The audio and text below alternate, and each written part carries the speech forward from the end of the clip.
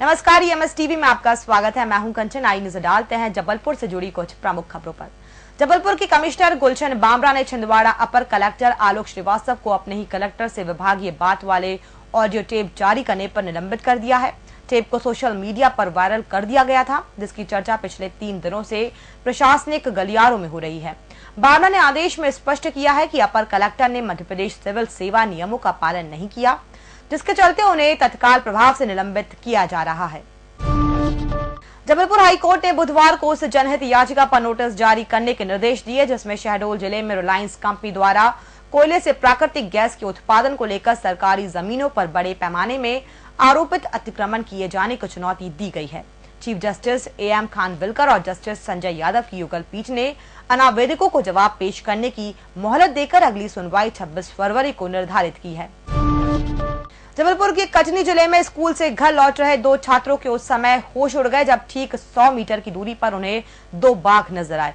सूझबूझ दिखाते हुए वो पेड़ पर चढ़ गए और मोबाइल से अपने परिजनों को बुलाया। बुधवार की शाम 18 साल का ज्वाला प्रसाद चौधरी और 16 साल का कुलदीप गौड़ स्कूल की छुट्टी होने के बाद खितौली से बगदरा अपने घर लौट रहे थे। जल्दी पहुंचने के लिए उन्होंने जंगल का रास्ता चुना। जब वो चुरहाई डुगरिया के पास से गुजर रहे थे, तभी उनकी नजर बाघ पर पड़ी।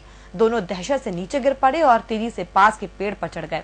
उन्होंने अपने मोबाइल से इसकी सूचना स्कूल प्रिंसिपल को दी। प्रिंसिपल जब वन विभाग के अमले के साथ जंगल में पहुंची तो दोनों बाघ वहां से जा चुके थे। दोनों छात्रों को पेड़ से उतार लिया गया और घर भेज दिया गया।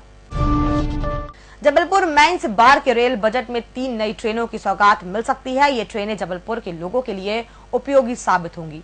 इन ट्रेनों को हरी झंडी देने के पहले पश्चिम मध्य रेलवे के अधिकारियों ने पूरा खाका तैयार कर लिया है।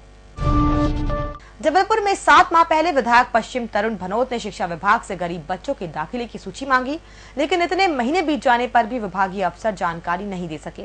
जब जानकारी देने वाली बात प्रभारी मंत्री गौरीशंकर बिसेन के सामने रखी गई तो वे भी खामोश ही हो गए। बैठक में ही सवाल उठे कि जब मंत्री विधायकों की बात अफसर नहीं सुन रहे हैं तो काम कैसे पूरा होंगे। चर्चा में ही कार्रवाई की बात भनौत ने प्रभारी मंत्री पर ही छोड़ दी। इतना होते ही डीपीसी को कारण बताओ नोटिस जारी करने के निर्देश देना पड़े। हालांकि बैठक में बोर्ड परीक्षाओं की तैयारी, निर्माण कार्यों की समीक्षा, पेयजल जाति प्रमाण पत्र के अलावा जिला योजना बजट को मंजूरी दी गई। और फिलहाल इस बुलेटिन में इतना ही। और भी खबरों के लिए आप बने रहिए www.emstv.in के साथ। और इसी के साथ आप अपने स्मार्टफोन पर गूगल पे में जाकर ईएमएस टीवी की ऐप भी डाउनलोड कर सकते हैं। नमस्कार।